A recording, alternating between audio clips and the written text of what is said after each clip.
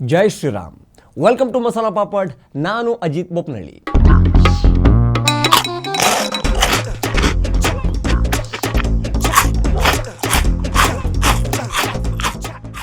ರಾಹುಲ್ ಗಾಂಧಿ ಅವರು ಸಂಸತ್ತಲ್ಲಿ ಈ ದಿನ ಅದಾನಿ ವಿಚಾರ ಇಟ್ಕೊಂಡು ಭರ್ಜರಿಯಾಗಿ ಮಾತಾಡ್ತಾರೆ, RDX ಥರ ಬ್ಲಾಸ್ಟ್ ಆಗ್ತಾರೆ ಅಂತ ಕಾಂಗ್ರೆಸ್ ಕಮಂಗಿಗಳು ಕಾಯ್ತಾ ಕೂತಿದ್ರು. ಆ ವಿಡಿಯೋ ತುಣುಕು ಇಟ್ಕೊಂಡು ಧೀರ ಈ ಸುಲ್ತಾನ ಅಂತ ಸಾಂಗ್ ಹಾಕೋಣ, ಎಡಿಟ್ ಮಾಡೋಣ, ಪೋಸ್ಟ್ ಮಾಡೋಣ ಅಂತ ಕಾಯ್ತಾ ಇದ್ರು. ಆದರೆ ರಾಹುಲ್ ಗಾಂಧಿ ಬಾಯಲ್ಲಿ ಪಾಪ ಅದಾನಿ ಹೆಸರು ಬರಲೇ ಇಲ್ಲ.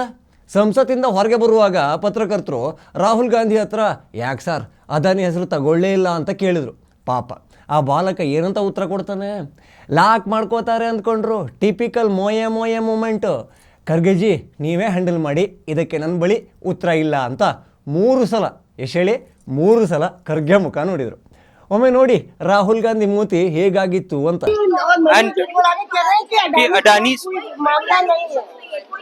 और FCPA के तहत उनका नाम भी नहीं लिया गया है, ना अडानी, गौतम अडानी, ना सागर अडानी।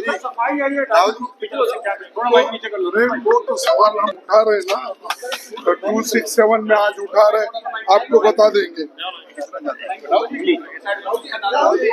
अडानी ग्रीन्स ने सर स्टॉक एक्सचेंज को भी लिखा है कि अडानी का कोई भी इसमें एलिगेशन नहीं है।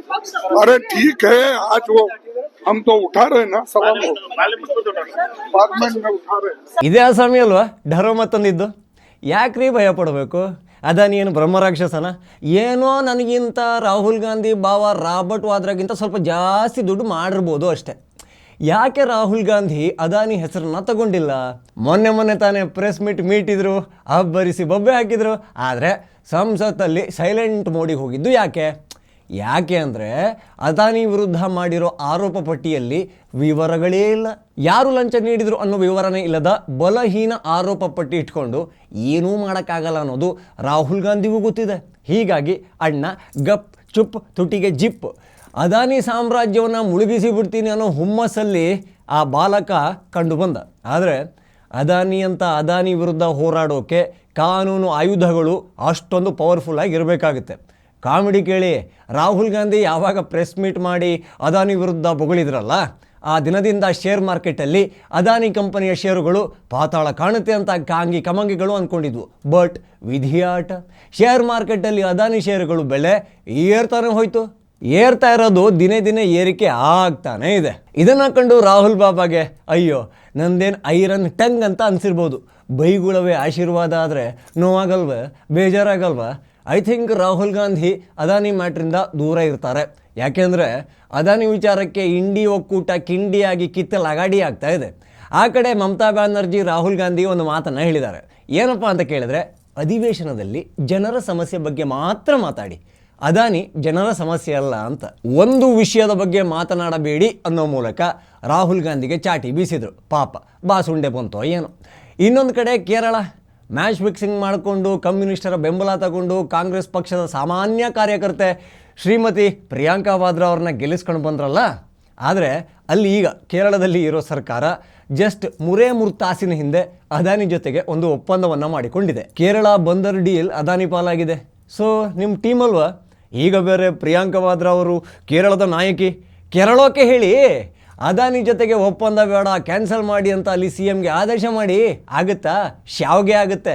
ಅದಾನಿಯನ್ನು ವಿರೋಧಿಸೋದು ಮೇಲ್ನೋಟಕ್ಕೆ ಕಂಡರೂ ಕೂಡ ಮೋದಿ ಹೆಸರು ಹಾಳು ಮಾಡೋದು ಮೇನ್ ಅಜೆಂಡಾ. ಒಂದು ಕಾಮನ್ ಸೆನ್ಸಿನ ಪ್ರಶ್ನೆ, ಅಮೇರಿಕದಲ್ಲಿ ಕೇಸ್ ಹಾಕಿದರೆ ಭಾರತದಲ್ಲಿ ಹೆಂಗ್ರಿ ಅರೆಸ್ಟ್ ಮಾಡೋಕ್ಕಾಗುತ್ತೆ? ಒಂದು ಎಕ್ಸಾಂಪಲ್ಲು, ರಾಹುಲ್ ಗಾಂಧಿ ಅಜ್ಜಿ ಮನೆಗೆ ಈ ಬೇಸಿಗೆ ರಜಕ್ಕೆ ಅಂತ ಇಟಲಿಗೆ ಹೋಗಿರ್ತಾರೆ ಅಂದ್ಕೊಳ್ಳಿ. ಥೈಲ್ಯಾಂಡ್ ಅಲ್ಲ, ಇಟಲಿ.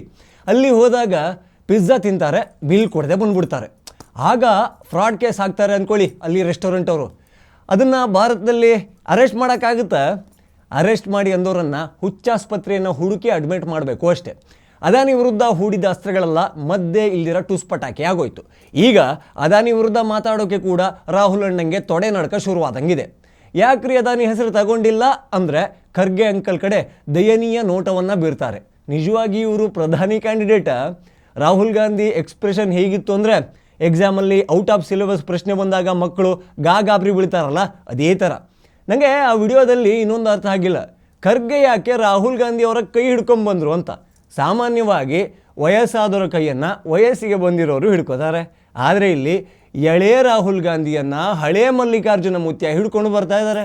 ಚಿಕ್ಕ ಮಕ್ಕಳನ್ನು ರೋಡ್ ಕ್ರಾಸ್ ಮಾಡುವಾಗ ಹಿಡ್ಕೊತೀವಲ್ಲ, ಅದೇ ನೆನಪಾಯ್ತು. ಪತ್ರಕರ್ತರು ಕೇಳೋ ಪ್ರಶ್ನೆಗೆ ಉತ್ತರ ಕೊಡೋ ತಾಕತ್ತಿಲ್ಲ ಈ ಅಪ್ಪ ಮೋದಿ ಪ್ರೆಸ್ ಮೀಟ್ ಮಾಡಲ್ಲ ಅಂತ ಹೇಳೋದಂತೆ. ನಿಮ್ಮ ಕೆಲಸ ನೀವು ನೋಡ್ಕೊಳ್ಳಿ. ಮೋದಿಗೆ ಅವರ ಕೆಲಸದ ಬಗ್ಗೆ ತುಂಬ ಚೆನ್ನಾಗಿ ಜ್ಞಾನ ಇದೆ. ನಿಮ್ಮ ಮುಂದಿನ ಗುರಿ ಏನು ಹೇಳಿ? 2029ಕ್ಕೆ ಮೋದಿಯನ್ನು ಸೋಲಿಸಬೇಕು, BJPಯ ಸೋಲನ್ನು ಕಾಣಬೇಕು, ಕಾಂಗ್ರೆಸ್ಸನ್ನು ಗೆಲ್ಲಿಸಬೇಕು, ಅಧಿಕಾರಕ್ಕೆ ತರಬೇಕು, ರಾಹುಲ್ ಗಾಂಧಿ ಸಾಯೋದ್ರಲ್ಲಿ ಒಮ್ಮೆ ಭಾರತದ ಪ್ರಧಾನಿ ಆಗಬೇಕು. ಈ ಭಾರತವನ್ನು ಅವರು ಅಜ್ಜಂದ್ರು ನಾಚುವಂತೆ ತುಂಡು ತುಂಡಾಗಿ ಮಾಡಬೇಕು. ಇಷ್ಟೇ ಅಲ್ವಾ? ಅದಕ್ಕೋಸ್ಕರ ನಿಮ್ಮ ಕೆಲಸ ನೀವು ಮಾಡಿ. ಅದಾನಿ ನೀವು ಅಧಿಕಾರಕ್ಕೆ ಬಂದರೂ ಬೇಕಾಗ್ತಾರೆ, ಅಂಬಾನಿ ಕೂಡ ಬೇಕಾಗ್ತಾರೆ. ಅವರು ಸೃಷ್ಟಿ ಮಾಡಿರುವಷ್ಟು ಜಾಬ್ ಯಾವ ಸರ್ಕಾರದ ಯಾವ ಲೀಡರ್ ಬಂದರೂ ಕೂಡ ಸೃಷ್ಟಿ ಮಾಡೋಕ್ಕಾಗಲ್ಲ. ಶ್ರೀಮಂತ ಉದ್ಯಮಿಗಳು ಅಂದರೆ ಒಂದು ದೇಶಕ್ಕೆ ಅಸೆಟ್. ಇಂದ್ರಜ್ಜಿನ ಕೇಳಿ ಅಂತ ಹೇಳೋಕ್ಕೆ ಅವ್ರ ಪಾಪ ಈಗ ನಾಟ್ ರೀಚಬಲ್ ಅಲ್ಲ. ಪ್ರೆಸ್ ಮೀಟ್ ಮಾಡುವಷ್ಟು ಕಂಟೆಂಟ್ ನಿಮ್ಮ ಬಳಿ ಇದೆ ಅಂದರೆ ಜರ್ನಲಿಸ್ಟ್ಗಳ ಒಂದು ಸಿಂಪಲ್ ಪ್ರಶ್ನೆಗೆ ಉತ್ತರ ಇಲ್ವಾ? ಫೇಕ್ ಕೇಸ್ ಅನ್ನೋದು ನಿಮಗೂ ಗೊತ್ತಾಯ್ತಾ? ಗೊತ್ತಿಲ್ಲದೆ ಏನೋ ಇದರ ಹಿಂದೆ ಜಾರ್ಜ್ ಸೋರೋಸ್ ಇರೋದು ಜಗತ್ತಿಗೆ ಗೊತ್ತಿಲ್ವಾ? ಅದೇ ನಿಮಗೆ ಭಾಷಣ ಬರೆದುಕೊಡೋ ಅಮೇರಿಕನ್ ಅಬ್ಬೆಪಾರಿ. ಲಂಚ ಕೊಟ್ಟಿದ್ದು ಅದಾನಿ, ಓಕೆ, ಇಸ್ಕೊಂಡಿದ್ದು ನಿಮ್ಮದೇ ಪಕ್ಷದ CM. ಅವನ ಮೇಲೆ ಪಕ್ಷ ಏನು ಕ್ರಮ ತಗೊಳ್ತೋ? ಖರ್ಗೆ ಹಾಗೂ ರಾಹುಲ್ ಗಾಂಧಿ ಮಾತಾಡೋಕೆ ಮುಖ ಇದೆಯಾ? ಅರೆಸ್ಟ್ ಮಾಡಬೇಕಂತ ಅರೆಸ್ಟು. ಅಮ್ಮ ಮಗ ಇರೋದೇ ಬೇಲ್ ಮೇಲೆ ಹೊರಗೆ. ನ್ಯಾಷನಲ್ ಹೆರಾಲ್ಡ್ ಲಫ್ಡಾ ಬಗ್ಗೆ ಮಾತಾಡೋಣವಾ? 50 ಲಕ್ಷ ಬಂಡವಾಳ ಹಾಕಿಸಿ 5,000 ಕೋಟಿ ಮಾಡೋದು ಹೇಗೆ ಅನ್ನೋದನ್ನು ನಮ್ಮ ಜನಕ್ಕೂ ಹೇಳಬೇಕಪ್ಪ. ನ್ಯಾಷನಲ್ ಹೆರಾಲ್ಡ್ಗೆ ಬಡ್ಡಿಯೇ ಇಲ್ಲದಂತೆ 90 ಕೋಟಿ ಸಾಲ ಕೊಟ್ರಲ್ಲ, ಅದು ಕೂಡ ಏನು ಡಾಕ್ಯುಮೆಂಟ್ ಇಸ್ಕೊಳ್ದೆ ನಮ್ಮ ಜನರಿಗೂ ಆ ಥರ ಲೋನ್ ಕೊಡಬೇಕಪ್ಪ.